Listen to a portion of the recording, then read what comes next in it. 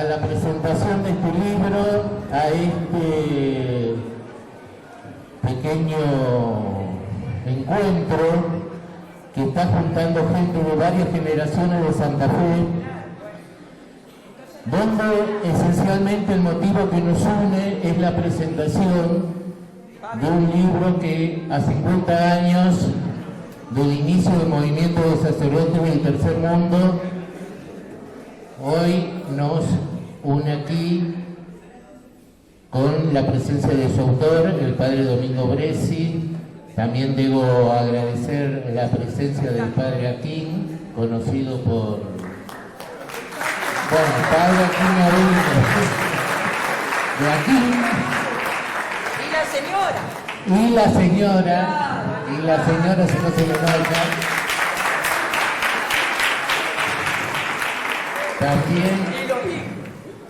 También tenemos la presencia de Marieta, compañera y esposa de Cacho Boero. Tengo un problema con el sonido, no sé si está muy fuerte o muy bajo. Muy fuerte. Muy fuerte. No sé cómo bajarlo. Bájate vos del escalón. Está muy cerca. Bueno, ¿ahí se escucha mejor? Sí. Bárbaro. Decía que tenemos la presencia de Marieta, también de la compañera de Cacho Boero, con quien hemos compartido una serie de momentos. También la vi por allí a Mabel, ¿por dónde anda? Ahí anda, compañero y querido Pepe Serra. Si tenemos que hacer una pequeña interpretación de lo que fue el movimiento de sacerdotes del Tercer Mundo en la ciudad de Santa Fe, creo que como ciudad podemos estar muy orgullosos de haber el padre alberga, haber tenido un grupo muy grande de sacerdotes que nos acompañó allá en nuestra adolescencia, juventud, nuestros inicios militantes, nuestros inicios contestatarios. Por allá lo veo en Colorado y me acuerdo del padre Rosso también, el padre Bunti, el padre Sinclusen, creo que la lista de los padre Catena, obviamente, no puedo olvidar el padre Catena, pero ya lo hemos estado escuchando. Y va a leer el padre Domingo, va a leer después la lista de aquellos compañeros sacerdotes. Trocero, no, es innumerable, es larga, la lista es muy larga. Si empezamos en el norte con ligas agrarias, Jacuzzi, Yacunisi, vamos bajando, Ramondetti en Goya, es increíble la lista. Pero previamente de eso quiero hacer 2 o 3 menciones especiales. Una es un agradecimiento muy especial a la autoridad del Instituto 12, que siempre han estado colaborando con todas aquellas manifestaciones que sirven para la transmisión de memoria y que sirven para poder ir dejando algo en el camino. También quiero agradecer, o queremos agradecer desde el colectivo de la memoria de Santa Fe, queremos agradecer la colaboración que nos ha dado el Sindicato de Luz y Fuerza y la FETRAN, a ambos dos muy especialmente. Sin ellos no podríamos estar haciendo esto.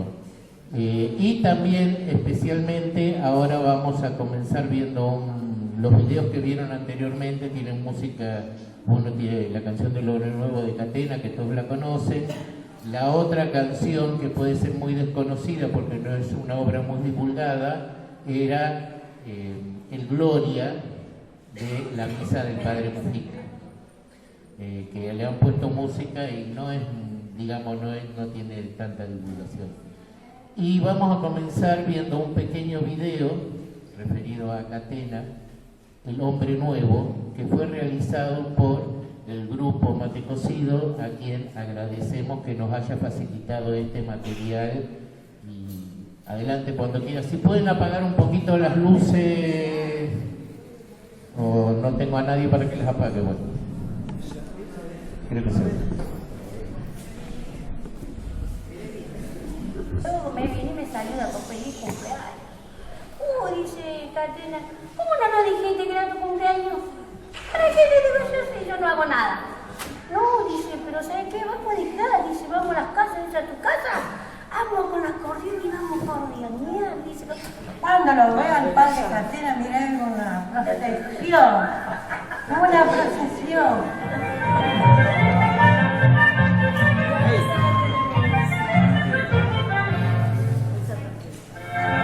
Santa María. Santa María ella. Para nosotros el compañero Osvaldo Catena, Silva, Gasparotto, Amézaga, el viejo Espinosa, Bunti de Toledo. Nosotros éramos unos gitanos claros, tal cual como vivían. Vivían para estar ahí, para estar con la gente. No era el cura que estaba viviendo afuera y venía y estaba ahí, venía y vivía con la gente. Vivían curas tercermundistas, era de un cambio. Ese brote, nacido en tiempo de Juan XXIII, fue creciendo y entonces un buen grupo de sacerdotes y el seminario entró por esa línea, queriendo realmente formar a sacerdotes que estuvieran en contacto con la realidad del mundo al cual iba a ir, ¿no? Cura como Amézaga, que se recibió enfermero y era enfermero del barrio, vivía toda la noche en institución, lleva el rey del barrio. Murió ese. Y algunos tuvimos la gracia de contar con obispos que hicieron de vuelta su seminario en el concilio y se convirtieron al Evangelio, no a la teología ni a los libros, no, se convirtieron al Evangelio y agarraron en serio en su vida, con su vida, el objetivo del concilio, lo que buscaba el concilio. Fue un momento en el cual una corriente que podríamos llamar conservadora y esta corriente nueva chocaron y el choque produjo en el seminario situaciones muy tirantes o fuertes, ¿no? Incluso muchas veces yo recibí la visita de Monseñor Sastre, que preguntaba qué estaba pasando en el seminario. Es decir, a nosotros casi nos enseñaron que bienaventurado el pobre, porque de ellos es el reino de los cielos. Entonces, mejor era ser pobre. Y cuando uno adentra a estudiar a Jesús lo que defendía es para que los pobres no sean pobres ni explotados. Yo creo que eso comienza a hacer repensar toda una pastoral distinta y un discurso distinto, que es la que va a molestar al poder. El conjunto de sacerdotes que después atendieron la barriada del oeste fueron sacerdotes que realmente estuvieron en contacto con el movimiento, ¿no? Yo hablo de Espinosa y hablo también del mismo Gasparotto y sobre todo después Catena fue el gran impulsor de todo esto, porque en medio de todo esto estaba la persona de Catena, ¿no? Esos tipos que estaban expuestos, estaban más expuestos que nosotros. Ellos estaban ahí en la iglesia. Y ellos eran más peligrosos que nosotros. Porque ellos fueron los que nos enseñaron a nosotros. Ellos fueron los que nos enseñaron y nos abrieron la cabeza. Sino tipos como yo, que vivían la vida, en el medio de un rancho, en el medio de la laguna, que peonaba en el mercado, que peonaba, que andaba... ¿Cómo hacíamos? ¿Quién nos abría la cabeza y nos enseñaba a pensar? No tengo claro si trabajar pastoralmente significa que puedo o debo aceptar un rol político. Lo que sí tengo que hacer es despertar una responsabilidad política en cada una de la gente del barrio, para que cada uno pueda definirse y comprometerse. Algún día será posible un cura político, como también un médico cura, un artista cura o un profesor cura. Te diría, desde el 68 hasta el 73-74 fue bastante lineal el compromiso y la alegría de esta cosa por ahí que viste que la utopía ya estaba. Entonces, además sentíamos que la cuestión cristiana tenía sentido. Bueno, vemos hasta acá.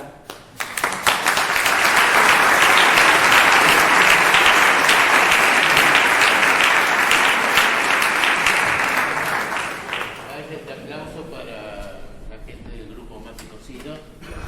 Ahora no se oye. Hola, hola. Hola. No se oye porque hay que aprenderlo. Son los avatares del programa. Vamos a invitar a 3 jóvenes para leer algunos párrafos del libro que se está presentando hoy.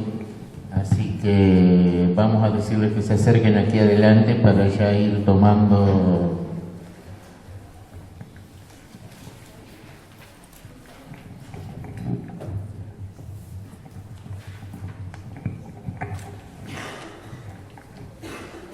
Ética del hombre nuevo. En esta marcha histórica ascendente del pueblo hacia su realización plena, comprobamos el descubrimiento de una serie de valores que trascienden el plano de lo puramente económico, político y social y se refiere a una dimensión que podríamos llamar ética. Vale decir, los valores y criterios que regulan el comportamiento humano. Ética de opresión. La burguesía, que en el país y en gran parte del mundo sigue apuntalando o poniendo en práctica proyectos de dominación, también tiene su ética. Una ética perfectamente coherente con la ideología que le ha dado origen, la ética de opresión. Sin pretender ser exhaustivos, creemos fundamental destacar algunos de sus elementos determinantes. El lucro es, para el mundo burgués, el motor de la economía, así como la competencia es la ley de las relaciones comerciales. Estos factores fundamentales de la concepción burguesa del mundo, del hombre y de la historia también trasciende lo puramente económico para convertirse en criterios que regulan las acciones más específicamente humanas. De esta manera, el espíritu de lucro pasa a ser el móvil de accionar burgués y produce, a su vez, una serie de mecanismos que desembocan en el gran delito, consagrado virtualmente por la ley del sistema, la explotación del hombre por el hombre, a través de la apropiación de los instrumentos de producción que la posibilitan. Del mismo modo, la competencia, además de ser una ley económica, se convierte en el mecanismo que regula también las relaciones de convivencia. Con esto, lo que debiera ser una sociedad de hermanos que gozan de los mismos derechos, se transforma en una selva de seres que combaten entre sí de una manera totalmente irracional. En un mundo así concebido y estructurado, donde la racionalidad de cada acción depende en gran parte de la fuerza que posea para llevar a la práctica, necesariamente desaparece la posibilidad de una fraternidad verdaderamente humana para dejar paso a la alianza de intereses individuales. Nada más obvio, ya que el individualismo es la concepción del hombre y de la historia subyacente a toda la ética burguesa. Esta, al subordinar el hombre a las leyes económicas e impedir por su individualismo la fraternidad, se opone radicalmente al sentido humano y solidario del Evangelio. Gracias, Florencia Rubén. Jackie Bulls, por favor.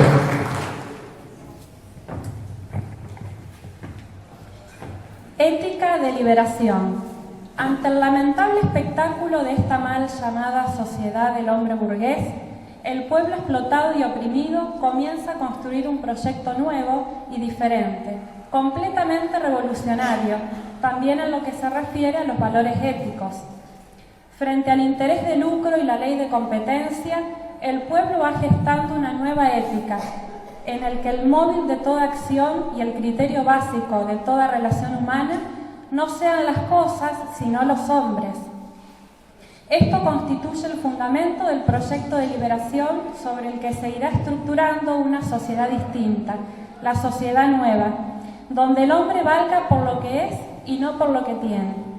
La ética del hombre nuevo es el hombre que se va perfilando en los militantes populares, que desde todos los ángulos y en la ruda tarea cotidiana en la fábrica, en el hogar, en la escuela, en la labor profesional, en la militancia gremial y política, en el ministerio eclesial, luchan, sufren, resisten y aún entregan su vida no por sus propios intereses, sino por el advenimiento de un nuevo orden, más justo y fraternal. Son todos aquellos que por la coherencia entre su vida y su pensamiento y con un desapego radicalmente generoso, demuestran que es posible producir sin el incentivo del lucro y al margen de la ley de competencia. Los que con un amor llevado al extremo manifiestan que no puede lograrse la propia plenitud sin una entrega total a los demás. Esta dimensión ética del proyecto de liberación nos lleva a la conclusión de que el enfrentamiento del pueblo con el régimen burgués no se da solo por razones que hacen a lo político, lo económico y social, sino también, y de una manera especial, por motivos que tocan directamente la concepción misma del hombre y su comportamiento respecto a sus semejantes.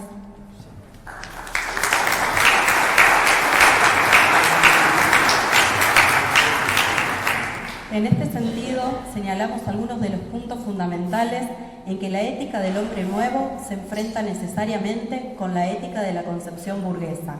A la explotación, el egoísmo y el individualismo se oponen los valores de justicia, entrega y conciencia social. Al afán de lucro, comercialización y acaparamiento de bienes se opone una valoración del trabajo, de lo gratuito y un deseo de compartir con todos. A la sociedad de consumo se opone una sociedad basada en la producción de los bienes necesarios y su justa distribución entre todos. Al lujo y al derroche se oponen una disciplina de austeridad. Al menosprecio y la indiferencia ante el débil se oponen el respeto y la comprensión por toda persona. Al derecho que da el poder se opone la igualdad de oportunidades que surge de la misma dignidad de todo hombre.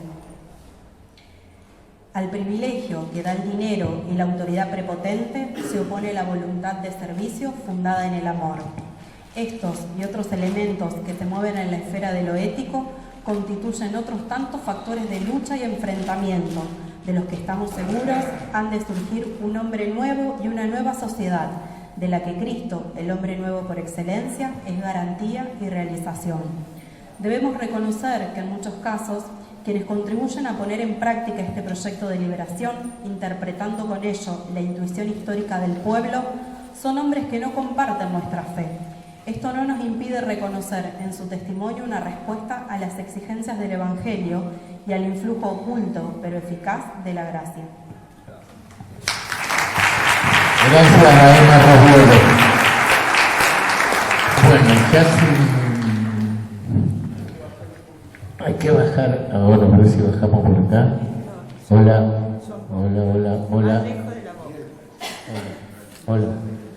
Bueno, ya sin mucho más vamos a pasar a hablar del autor del libro que hoy se está presentando, Domingo Bresci.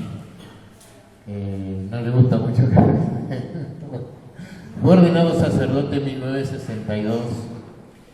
Está influenciado por una revolución sociopolítica cultural que se vivió en los años 70 y las transformaciones de la Iglesia Universal y del Tercer Mundo. Fue parte de una corriente de renovación y compromiso integrada por laicos, religiosos y religiosas, junto a militantes y sectores populares que tenían otras visiones. Compartió su servicio sacerdotal en actividades barriales, sociales, gremiales y políticas. Ha publicado notas, artículos, diarios, revistas y concedido numerosas entrevistas tanto en radio como en televisión. Como protagonista y cronista de su tiempo, escribió el libro Movimiento de Sacerdotes para el Tercer Mundo, Documentos para la Memoria Histórica en 1994. Colaboró con el Ministerio de Desarrollo Social de la Nación en el Plan Manual a las Obras. Fue secretario consultor en la Secretaría de Culto de la Nación y en la actualidad desarrolla sus actividades en distintos ámbitos eclesiales, culturales y sociales y forma parte del grupo de curas de Opción por los Pobres. Consultor Departamento de Sociedad, Cultura y Religión del CEIL, CONICET y colabora con el grupo Radar de los Trabajadores integrado por Secretaría de Cultura de varios sindicatos. Bueno, dicho todo esto, pido un aplauso y démosle la bienvenida al padre Domingo Pérez.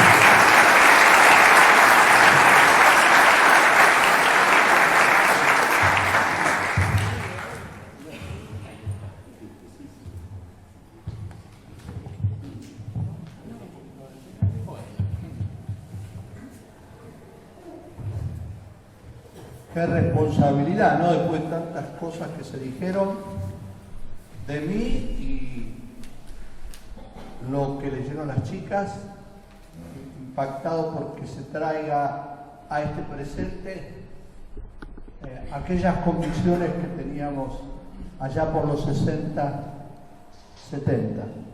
Así que muchas gracias por la invitación, a los amigos de la memoria, a los que colaboraron con la venida aquí. Me siento totalmente agradecido y en un modo conmovido por la presencia de todos ustedes, porque sé que todos y cada uno de distintas maneras han formado parte de una historia muy particular del país. Quizás algunos hayan estado en aquellos tiempos y particularmente vinculados a los sacerdotes de Santa Fe. Quiero decirles que esta no es una reunión, una invitación para presentar el libro. Desde el primer momento no lo hemos querido así. Una editorial independiente de Buenos Aires, con motivo de los 50 años del surgimiento de Sacerdotes para el Tercer Mundo, que se cumplieron en mayo del año pasado, me propuso hacer un libro. A mí, como protagonista y testigo de aquel tiempo, yo integré el movimiento de Sacerdotes para el Tercer Mundo desde el primer momento y tuve así como la inclinación de archivero, de recopilar los materiales que se iban produciendo en el movimiento.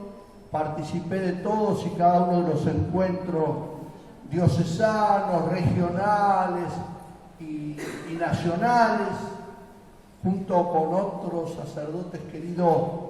Ustedes han nombrado aquí de Santa Fe, estuvimos en Chile y estuvimos en Cuba. Así que llevamos una larga trayectoria y Dios ha permitido que a mis 81 años hoy yo tenga el gusto de estar con ustedes, bastante impresionado, porque, en fin, no es sencillo tratar de responder a las expectativas de ustedes. Por lo tanto, si no es la presentación de un libro, lo que es la celebración de un encuentro entre todos los que estamos aquí, de distintas procedencias, distintas actividades. He preguntado, hay muchos que hace tiempo no se veían. Bueno, si esto de reunirnos por el libro ha facilitado que nos volviéramos a encontrar, y a mí con la Santa Fe querida, por los queridos curas con los que traté muchísimo, por distintas razones, mejor así, felicitémonos y alegrémonos por estar reunidos. Y si eso se produce, el objetivo de este encuentro está realizado. Yo quiero pedirles que me permitan presentarles a ustedes los comentarios, las observaciones que he preparado especialmente para ustedes. Espero que sea lo suficientemente ágil como para que se pueda llevar la exposición sin que resulte pesado. Entonces, para eso hasta me propuse esta vez sentarme, porque me gusta más hablar así, y lo haré todo lo que pueda durante esta presentación. Voy a empezar leyendo lo que serían los puntos que yo considero que querría tratar esta noche. Por ahí no llegamos ni hasta el tercer punto, pero lo que les quiero decir es que lo que yo quisiera decirle tiene que incluir todos estos puntos.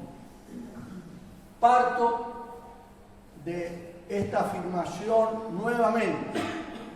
Yo vengo hoy aquí como integrante del Movimiento de Sacerdotes para el Tercer Mundo, que hoy está en ese otro grupo que mencionó él, Curas OPP, que de algún modo son herederos de explotación, de dominación, de hambre.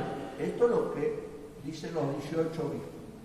Con una particularidad que tendremos que charlar más adelante y que el movimiento lo encaró, y hay un documento especial sobre eso, es que estos obispos ponen como mirada de camino hacia la resolución de ese empobrecimiento y la opresión un sistema distinto a ese capitalismo opresor e imperialismo internacional del dinero, le llamaba Pablo VI, y proponen un camino hacia un socialismo original latinoamericano tercermundista, que consiste en esto que leyeron las chicas, que seleccionaron muy bien los textos: la socialización de los bienes materiales, políticos y culturales, es decir, compartir, no que unos tengan todo el poder y el poder político y el poder económico y la mayoría no tenga nada. En esto consiste una concepción amplia de lo que se llama el socialismo. Ellos específicamente dicen: no queremos repetir el socialismo existente, el socialismo soviético, netamente marxista. No, estamos a la búsqueda de un socialismo que contenga los elementos fundamentales que se leyeron aquí de la ética de un hombre nuevo y una sociedad nueva.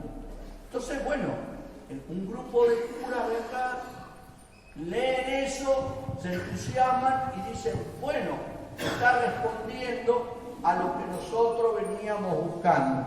Para eso tendría que hablarle de que antes del movimiento había muchos antecedentes de experiencia, de práctica, de búsqueda, de reflexión y de acción sobre esta cuestión y de definiciones. Lo de Santa Fe eran uno de los grupos más numerosos que estaban a la búsqueda de esto antes del concilio.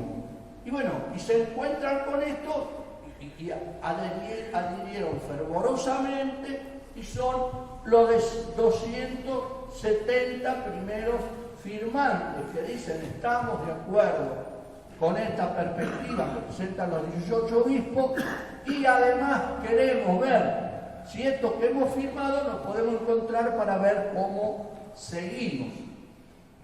Yo en este momento quiero leerles la lista de los primeros firmantes de Santa Fe. En aquel primer momento, de diciembre a marzo 67-68, por Santa Fe, de los 270 en todo el país, firmaron Carlos Aguirre, Elvio Alberga, Luisa Mesaga, José María Moedo, Celestino Bruna, Ángel Colombo, Osvaldo Catena, Vittorio Di Salvatore, Edelmiro Gasparot, José Gasser, Eladio Giovannini, Ernesto Leyendecker, Attilio Rosso, Severino Silvestre, René Tercero, Edgardo Truco, Sireno Senclusen, José María Serra. Hago notar lo siguiente: estos fueron los primeros, se llegaron a más de 400 y pico. No tengo la constancia, no se guardaron las listas de los siguientes firmantes. Esto fue el primer núcleo de los que firmaron y por ellos pido un cariñoso aplauso.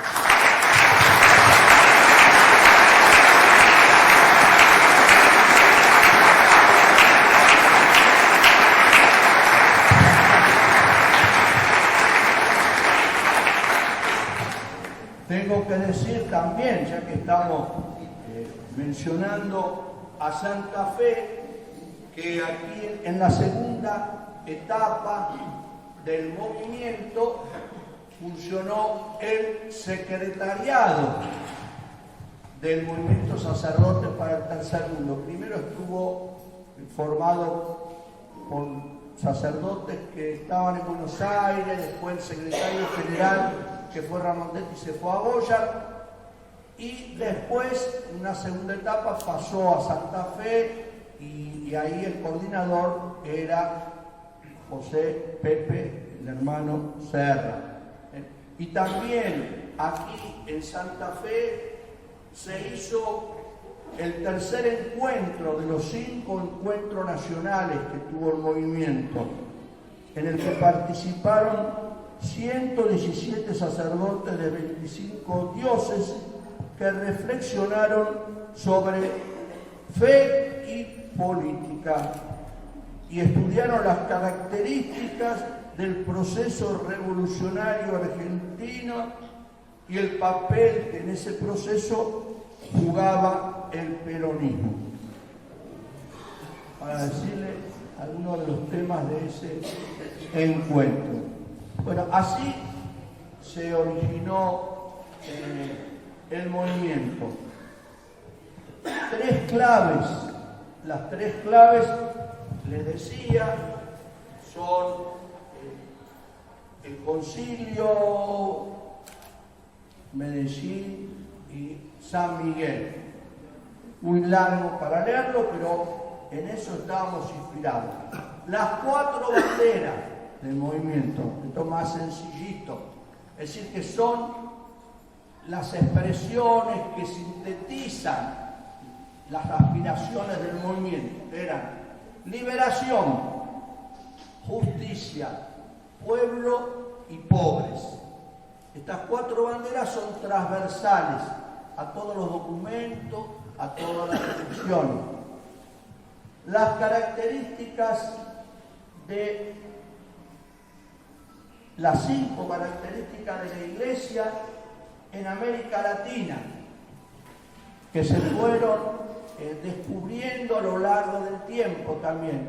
Una iglesia encarnada, una iglesia franciscana, es decir, pobre, una iglesia samaritana, es decir, servidora, una iglesia profética, es decir, que interpelara a los poderes constituidos, y quinto, una iglesia martirial, porque fue en América Latina donde por participar en todas estas acciones a favor del hombre y de la sociedad, muchísimos creyentes que en razón de su fe y de su amor a Dios y al prójimo lucharon por las 4 banderas, fueron asesinados por los distintos regímenes que se movieron en América Latina.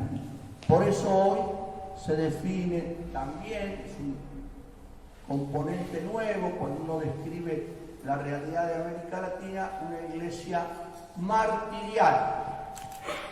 Y aquí me adelanto porque martirial tenemos ejemplos concretos de estos martirios. Entre los 30.000 compañeros desaparecidos y asesinados, muchos de ellos, sabemos todos, la mayoría eran trabajadores. Y de entre esos trabajadores y de los otros universitarios, etc., había muchos militantes católicos.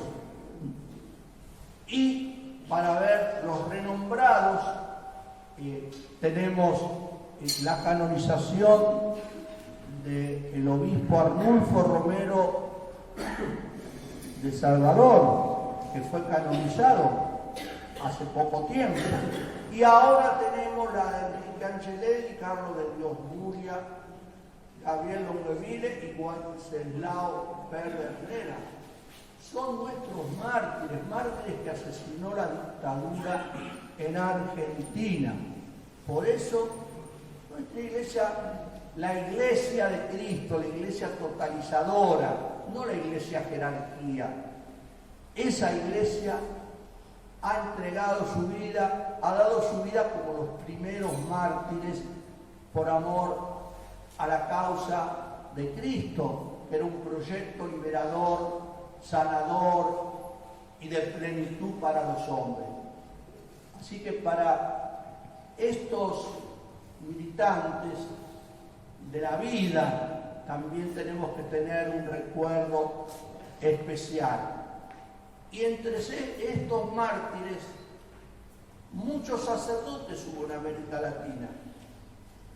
Y en Argentina, quizás un dato también nuevo para ustedes, tenemos 22 sacerdotes desaparecidos y asesinados. 22. Que dejo para el final, si hay tiempo, leerle quiénes son y de dónde son. Pero también los sacerdotes entregaron su vida, entre ellos los riojanos, también Angelelli, también con mucha probabilidad el obispo de San Nicolás Ponce de León, también con bastante probabilidad un obispo de Santiago del Estero, Gerardo Sueldo.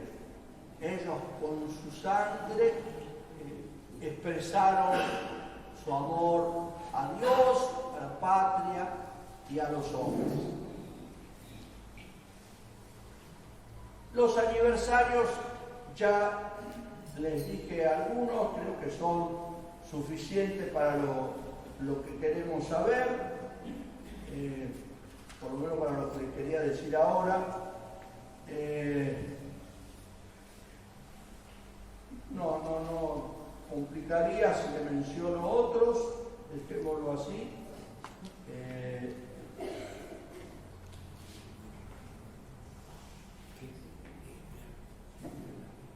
Y voy a el tema de los acontecimientos, de estos hechos contemporáneos que nos presentan una modificación de la perspectiva en que hoy se presenta la realidad de la sociedad y de la iglesia.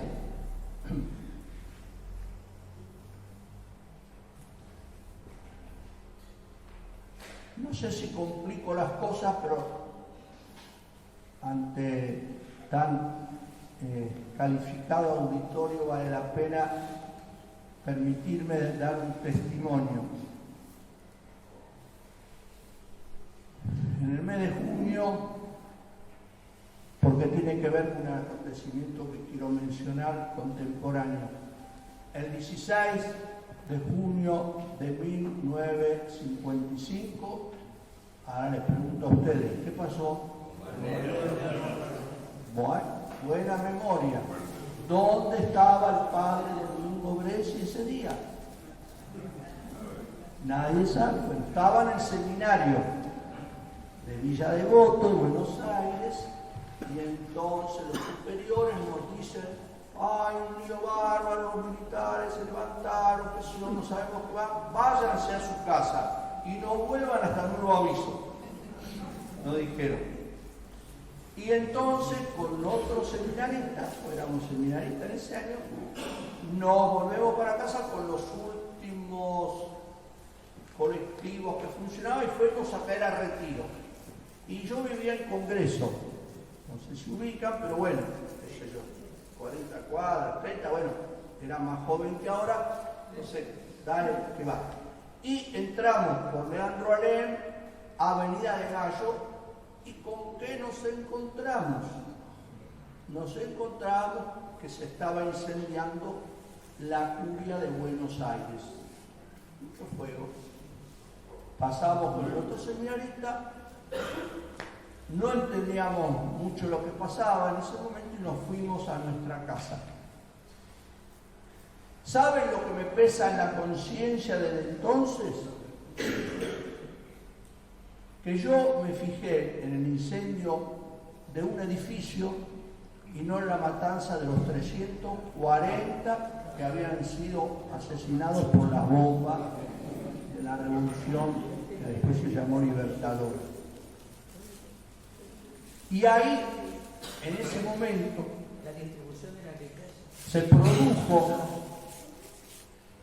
se produjo un grave quiebre en la relación entre la Iglesia y los sectores populares de aquel tiempo, que habían estado asociados en el 45, porque Perón citaba la doctrina social de la Iglesia en su discurso, y la Iglesia había sacado al episcopado un documento que decía que de entre los partidos que se presentaban para votar había que apoyar mejor a los que sostenían la doctrina social de la Iglesia, defendían la enseñanza católica de escuela y estaba contra el divorcio. Eso era lo que proponía el peronismo en el 45. Así que un apoyo implícito. Pero en el 55 la Iglesia se transforma en uno de los factores principales del derrocamiento de Perón. Desde los obispos que participaban, los curas que formaban parte con los laicos de comandos civiles. Entonces se produjo una ruptura en la conciencia de los cristianos que decían: ¿cómo puede ser que la Iglesia derrote o ayude a derrotar a un gobierno que favoreció a los sectores populares?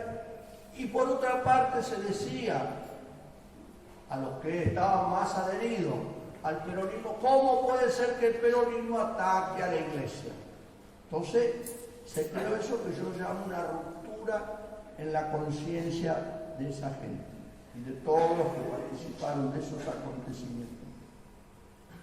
Yo interpreto que lo que pasó en octubre del año pasado, que fue la misa en Luján, promovida por una gran cantidad de sindicatos y movimientos sociales, ¿se acuerdan? Bueno, ¿vieron a la izquierda de su pantalla un cura bajito con una estola de color? ¿Lo vieron? No, era yo. Así que les cuento como anécdota que participé de estos acontecimientos, de aquella ruptura y de esta convergencia, o este reencuentro, también le llamo yo, desde el 55 a esta fecha.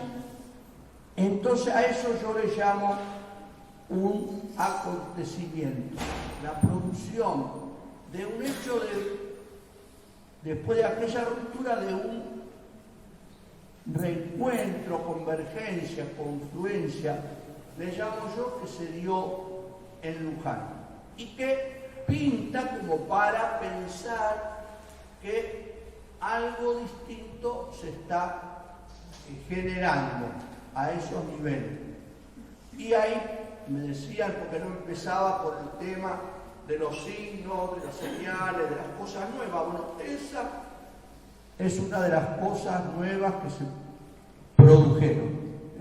La confluencia de sindicatos y movimientos sociales en una misa, bueno, que trataba de rescatar los principios de la doctrina social de la Iglesia nuevamente.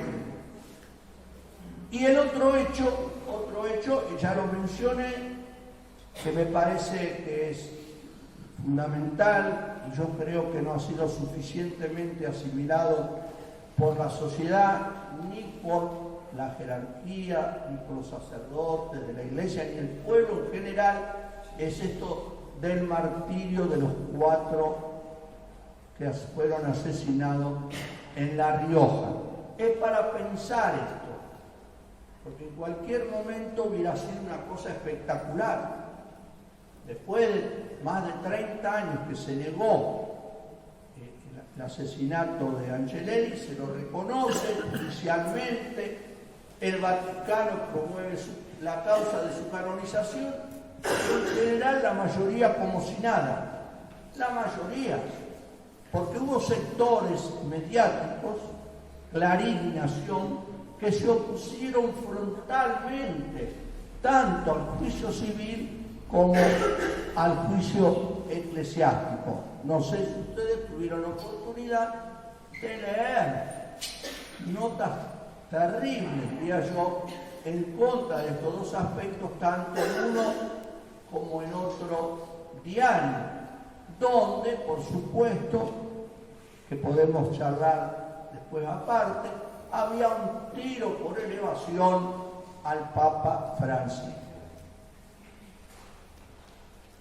Y ahora, para concluir, les digo otros 3 acontecimientos, uno que ya se produjo y 2 que se van a producir, al cual yo les pido a todos que pongan atención, aunque están promovidos por la Autoridad Eclesiástica Universal, por el Vaticano y por el Papa, tiene repercusión en todos los sectores porque son acontecimientos de tipo mundial. Yo no sé si ustedes se enteraron que en junio hubo un Congreso Panamericano sobre la Justicia. ¿Alguien se enteró? Bueno, convendría que lo difundieran entre ustedes. Tuvo tanta repercusión en algunos medios de Buenos Aires, donde se hacen todos los planteos que muchos de nosotros hacemos de qué papel está jugando la justicia hoy en Argentina. Parece el discurso del Papa a jueces y abogados de muchísimos países que estuviera dirigido a los problemas que estamos teniendo nosotros con la justicia. Lo que se llama en principio la guerra judicial, la utilización de los jueces para condenar a los opositores, así se llamaría. Y este asunto no se refería a la Argentina, era un congreso panamericano, incluía Canadá, Estados Unidos, y bueno, porque parece que también, según los informes de los distintos países, también en esos países hay problemas con esto que se llama la guerra judicial. Lo segundo que va a pasar ahora en octubre es un sínodo sobre el Amazonia. También había que poner atención porque esto va a referirse a los problemas que se producen en el aprovechamiento o en la explotación de los recursos naturales, un tema que el Papa Francisco mencionó ampliamente en la Laudato Si, en Alabado Seas, que trata específicamente sobre esto.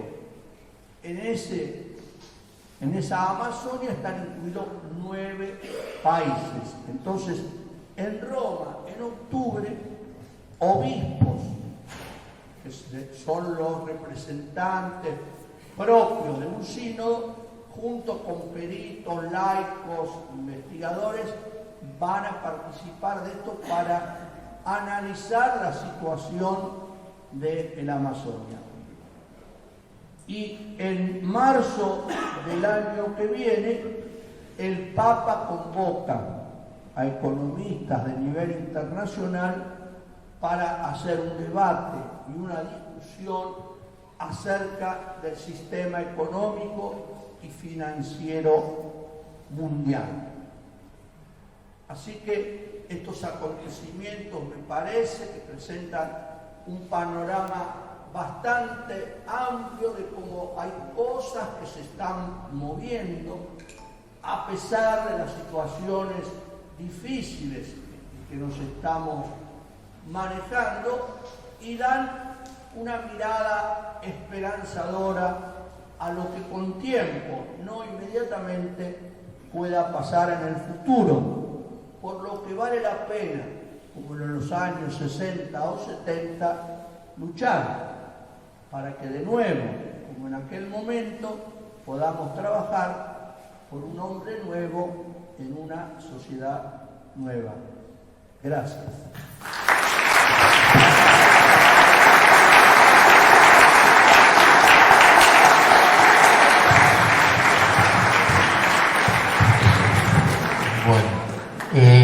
Queda abierto por si hay alguien que quiera hacer algún tipo de pregunta. ¿Se escucha bien ahora? La primera pregunta es: ¿cómo ve el movimiento de mujeres y su reclamo por el derecho a decidir?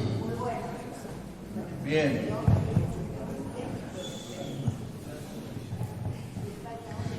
¿Se escuchó cuál sería la pregunta? Yo quiero decir que este es un...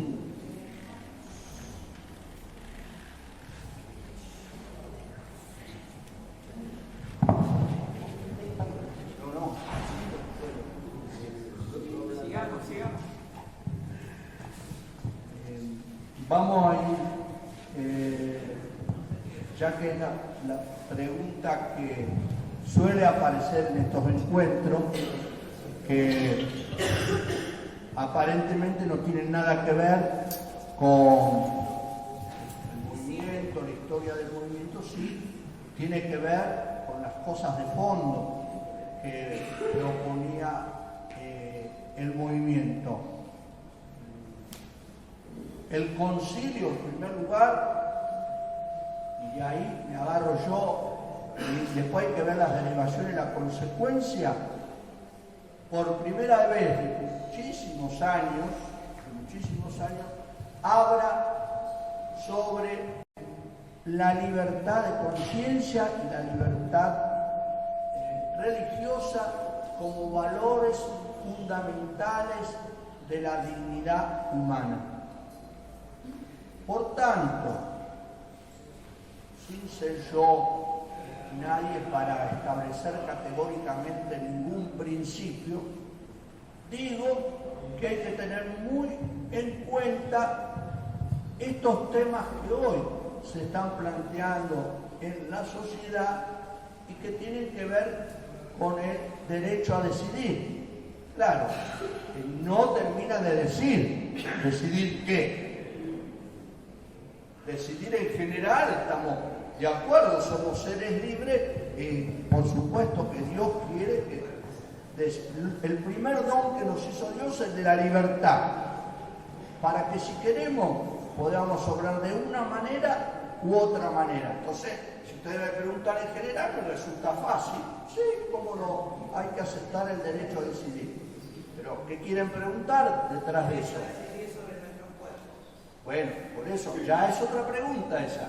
Me parece que eso ¿dice el cuerpo? No dice el cuerpo. Pero no voy a contestar. Entonces, no, para aclarar de cómo se preguntan las cosas y de qué se trata. Pero, bueno, pero ahí no está en el papelito. El que lo escribió no lo puso. Y tampoco nombra la palabra que está dentro de todo esto, que es el aborto. Entonces, bueno, digamos las cosas como son. ¿Tengo que decir yo? No, ustedes tienen que decir. Yo les presento mi opinión sobre el tema. Yo no soy la iglesia que determina los principios. Entonces, primero dije, y pongan atención, estoy de acuerdo con el derecho a decidir. Eso se entiende en general. Pero después, ¿qué decidimos? ¿Qué no decidimos? Ya tiene que ver con muchas otras cosas. Bueno, yo ya he respondido en muchas ocasiones sobre este tema. No es que, me preguntan sobre el aborto, ¿qué voy a decir? Ya me venía preparado. ¿Cómo le iban a preguntar eso a la chica con el pañuelo verde? Que conozco montones, inclusive de mi familia y de mi entorno. Me llama la atención y me escandaliza La pregunta es un tema, yo sostengo que es un tema complejo, que tiene muchos aspectos, que no hay que simplificarlo, en eso me mantengo firme. No es aborto sí, aborto no, nada más.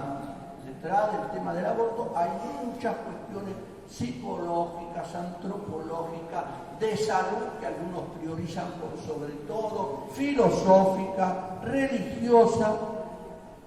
Yo conozco gente que ha abortado, no me lo van a venir a contar a mí, qué se siente o qué siente una mujer. Hay 1000 formas de una mujer de asumir la decisión de un aborto. Entonces, frente a esta complejidad, como aquí, primero, bueno, hay dos temas, porque el tema empezó por la despenalización del aborto, ¿no es cierto? Bueno, totalmente de acuerdo. Encima de abortar la van a castigar a la persona que abortó, eso es absurdo, desde todo punto de vista. Así que, pero después se complejizó la cosa, y muchas chicas y varones que están a favor del aborto no diferencian qué estamos discutiendo. Y se lo he escuchado a muchas feministas amigas. Dora Barranco es una amiga mía. ¿La conocen? Es amiga mía. Y hablamos sobre estos temas. Yo no desconozco el tema. Entonces, primero aclarar. Una cosa es la despenalización, que en general se puede estar de acuerdo, y yo estoy de acuerdo. No se puede castigar, además, a la persona que abortó por las circunstancias que fueren, me guste o no me guste, no hay que penalizarla. En el derecho penal nuestro está penalizado. Eso hay que sacarlo de entrada. No se ha logrado todavía ni siquiera eso. El artículo 86 ¿tenía algo que decir? Decímelo. Ah, bueno, pará. Entonces, sigamos de a uno, pues ya bastante complicado el tema. Bien, el otro tema. Acá hay un artículo, el artículo 86 del Código Penal, que admite 3 casos para abortar sin que haya penalización. Y eso hay profesionales, juristas, abogados de distintas orientaciones que lo desconocen o no lo admiten. Eso no se puede, eso es ir contra el derecho. Ya está. Si está en peligro la vida de la madre, si hubo violación y si hay peligro de nacimiento de un niño con deformaciones de cualquier tipo. Eso. ¿Cómo?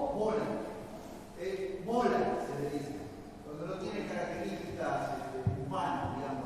Bueno, perfecto. Esos 3 ya están admitidos.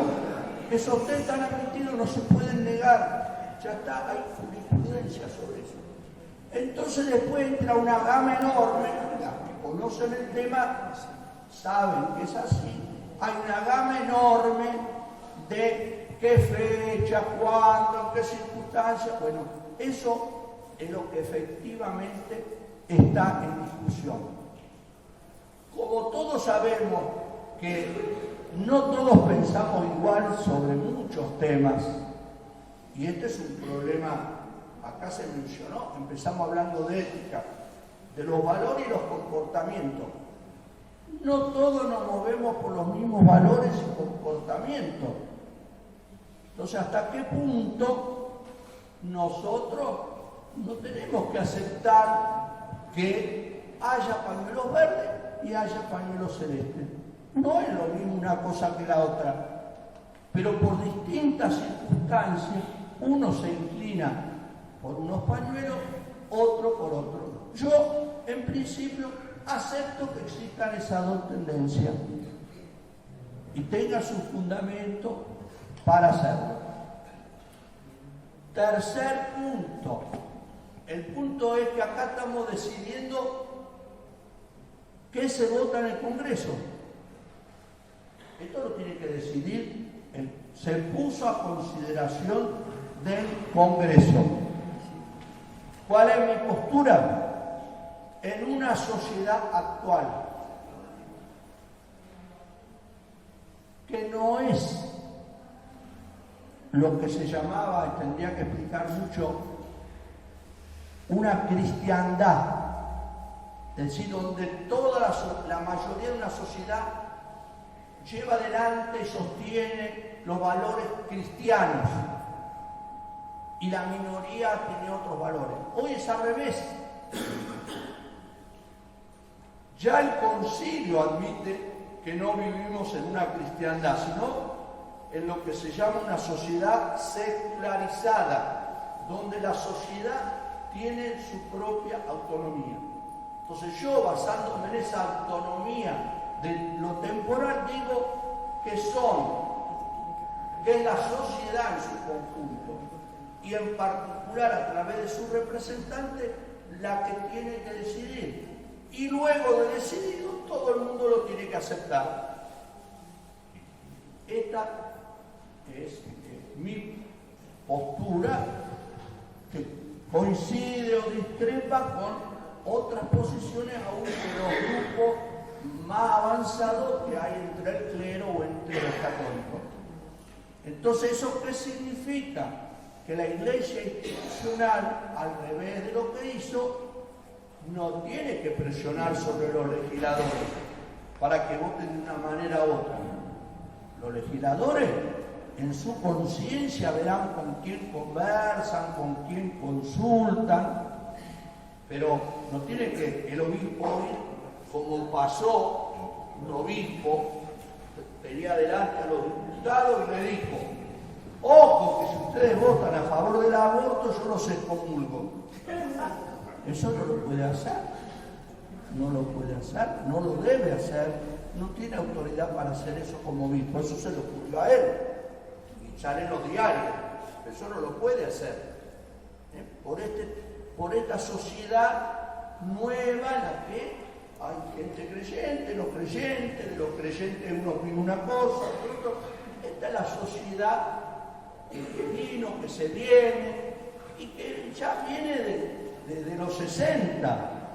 Los 60, un aspecto no se podía charlar más. ¿Qué fue lo fundamental? ¿Cuál fue la gran revolución de los 60? La revolución cultural. El Mayo francés fue una revolución cultural que se expandió a todo el mundo de mil maneras. En la música, en el arte, en la arquitectura, pero se refirió también a las relaciones sexuales entre las personas, en el uso de la pastilla anticonceptiva, en la libertad para las relaciones, te casás, no te casás. Bueno, estamos en medio de una revolución cultural, entonces no se trata de condenar a nadie, sino ver qué pasa, plantear qué pasa, y si la Iglesia como institución milenaria quiere decir su palabra, que la diga. Lo que no tiene que hacer es imponer su posición. Entonces, mi propuesta es una propuesta práctica. Si está en manos de los legisladores determinar una u otra posición, que lo hagan a conciencia, que no se dejen influenciar por nadie, pero tampoco por su esposa, ni por su hija, ni por su sobrina, que realmente asuman su propia responsabilidad y que todos aceptemos el resultado. Si no se consigue el resultado que uno quiere, no hay que marchar más. Sí, hay que seguir marchando. Hay tantas cosas que se marcharon 20 veces hasta que se consiguieron. Pero seguir marchando, seguir reclamando, seguir fundamentando las razones. No sé si se entiende lo que digo. Bien, pero quiero añadir otra cosa, porque este es un tema delicado. Después, de algún modo, lo que yo llamo, hay que desdramatizar el tema como hubo que desdramatizar el tema de la identidad de género y hubo que desdramatizar el tema del matrimonio entre personas del mismo sexo. ¿Qué quiere decir desdramatizar? Hoy por hoy hay montones de países, no todos, que incorporaron a su legislación el aborto. Italia, donde está el Papa, ¿qué te parece? Irlanda, el país más católico del mundo, lo acaba de votar hace unos meses. ¿Hay más aborto por eso? No, aborto por eso. Lo que se pretende, y ahí sí, en particular el tema de la salud, que ya les digo, para mí es uno de los temas, porque conozco a la persona, no es solo por un problema de salud, se le replantean mil cosas a una persona que va a abortar. No es solamente si va a tener un lugar adecuado para que se haga. Bueno, no pasó, no hay más abortos porque se votó una ley en un país, no hay más matrimonios homosexuales porque se votó la ley. Se casarán quien quieran en su casa. Ya se están divorciando algunos de ellos. Como cualquier pareja. Ni se están casando. Si ahora homosexuales o heterosexuales, la mayoría que yo sepa, en las parroquias yo pregunto, no se están casando. No se casan por iglesia solamente, ni por civil se están casando. Y eso lo sabrán ustedes. Por lo menos en Buenos Aires pasa así. Estamos en una sociedad totalmente distinta. Entonces no hay que ser sectario, dogmático, nada. Estamos en una sociedad en evolución. Entonces este dato no es menor. No pasa nada. Cuando Alfonsín, en la época Alfonsín, se votó el divorcio, un escándalo bárbaro, la iglesia se tiró contra Alfonsín a lo loco. Si vas a las estadísticas, se divorció más gente, no, empezó a pasar lo que le estoy diciendo yo. La gente por sí misma empezó a dejar de casarse, para que se iba a divorciar si nunca estuvo casada. ¿Ven? Así que eso lo quiero mostrar. Las modificaciones que hay en la sociedad, yo personalmente me lo tomo con calma, sigo los acontecimientos. Tenemos que respetar mutuamente las distintas opiniones, si es posible no agredirnos, no fanatizarnos y dejar que las cosas sigan su curso. En Argentina se votó la ley del divorcio, no se cayó el país, se votó la ley de identidad, se votó el matrimonio homosexual. Si se llegara a votar el aborto, una ley no va a transformar nada, seguirá en la conciencia de cada persona, que es propia de cada uno por esa libertad, regalo de Dios, es lo que hace cada uno. Ya está. Acá estamos planteando si tiene que haber una ley que diga que sí o que no. Se verá lo que voten los legisladores. Sí. ¿Tu pregunta está relacionada al tema?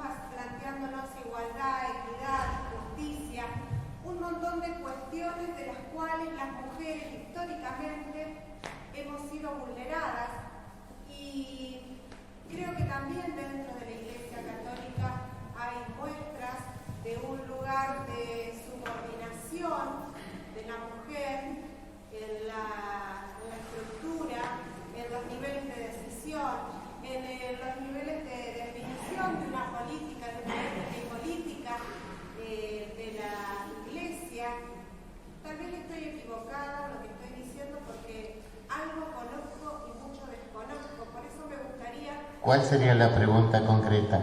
Se plantea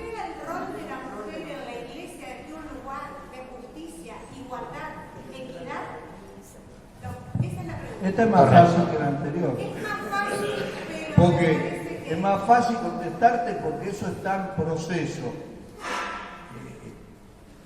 Si querés una institución patriarcal, la iglesia. No, quería saber si hay un movimiento. Ah, sí. Bueno, vos no sabés eso. Bueno, las mujeres por el derecho a decidir son católicas. Contra católica, Marta Lanis.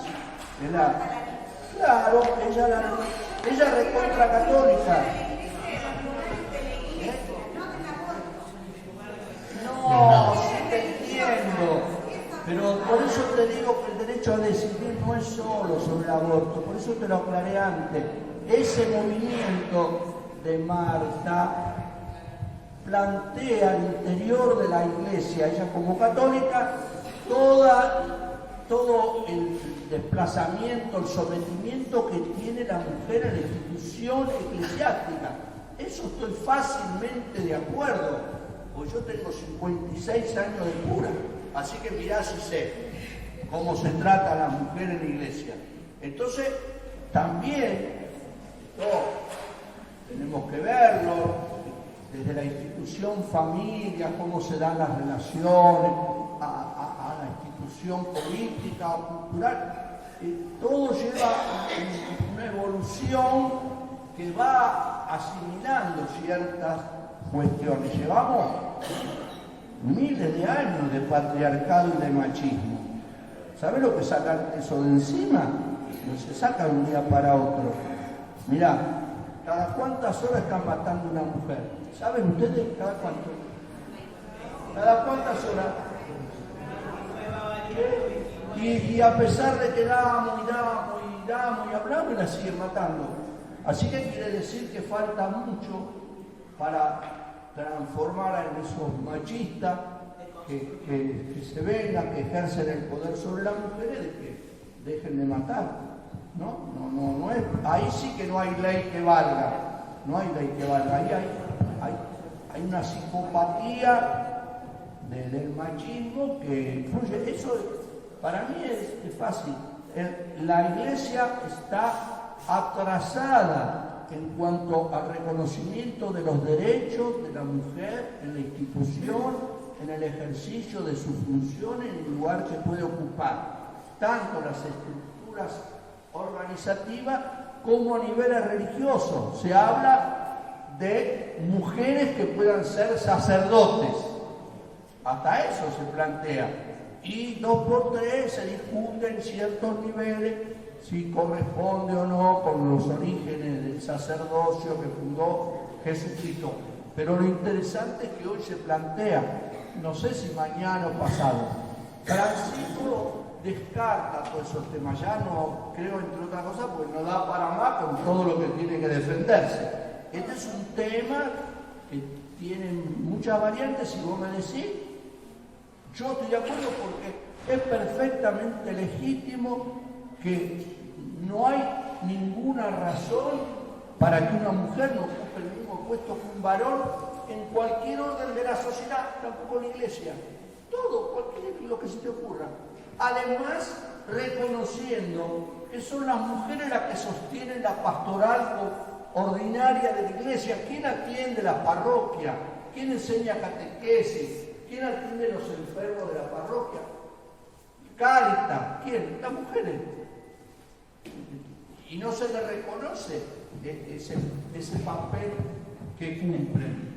Entonces, bueno, hay que incluir a los consejos pastorales, los consejos administrativos, en la curia diocesana. Claro que sí que tienen que estar las mujeres ahí. Y en el otro orden, que sería ya más del orden sagrado, también hay obispos que sostienen que las mujeres pueden ser sacerdotes, que no habría ninguna razón, no, que Jesús eligió varón. Bueno, quiere decir, pero estaba rodeado de mujeres, no quiere decir que una cosa excluya a la otra.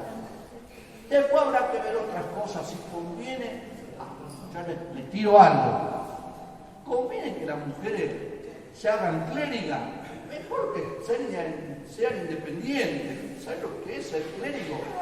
todo el peso que le trae, para que es mejor que sean independientes, pero que tengan funciones, cargos y responsabilidades. Cambiamos de tema. Otra de las preguntas que nos llegó, padre, es ¿cuáles son los ejes en torno de los cuales están trabajando los curas de la opción por los pobres?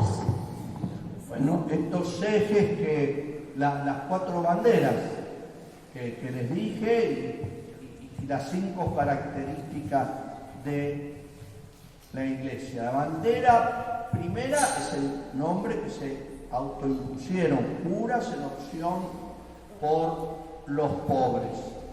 Esto viene desde que se fundó el movimiento sacerdotes. Medellín habla de una opción preferencial por los pobres.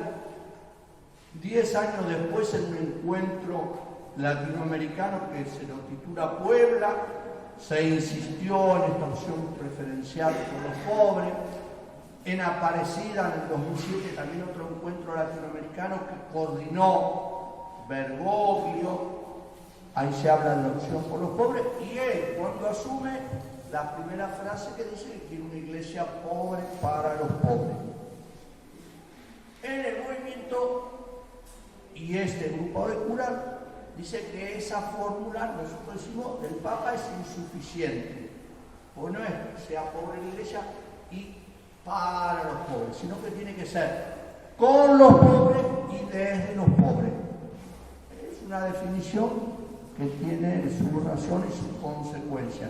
Entonces, el eje fundamental del grupo es acudir a aquellos que están desplazados. Pobreza, entendámoslo, yo lo mencioné al pasar, es no tener o haber sido despojado de bienes materiales. Pero saben también, y esto difúndanlo mucho, ser pobre también es que a uno le hayan quitado el poder de decisión. Eso es ser pobre. Porque pobre no es solo carecer de bienes materiales, carecer de la posibilidad de decidir sobre lo que le corresponde a él, sobre lo que le toca a él. Bueno, esa doble pobreza es por la que, contra la que lucha el movimiento de los sacerdotes para el tercer mundo, particularmente.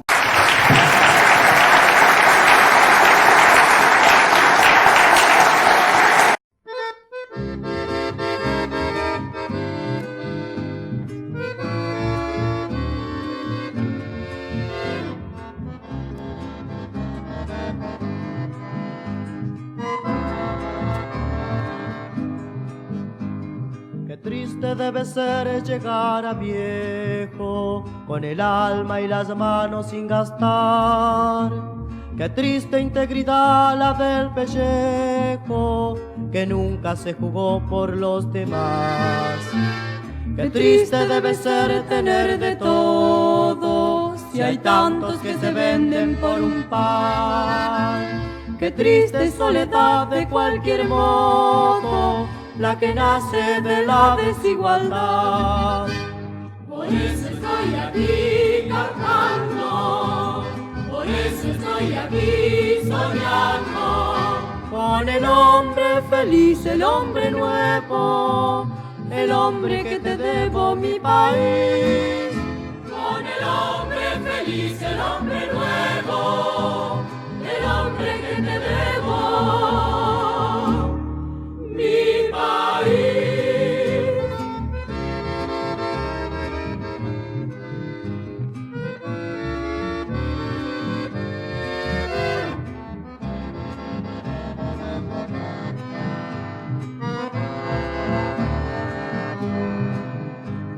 Qué lindo que es tender siempre la mano y saber que es posible la amistad.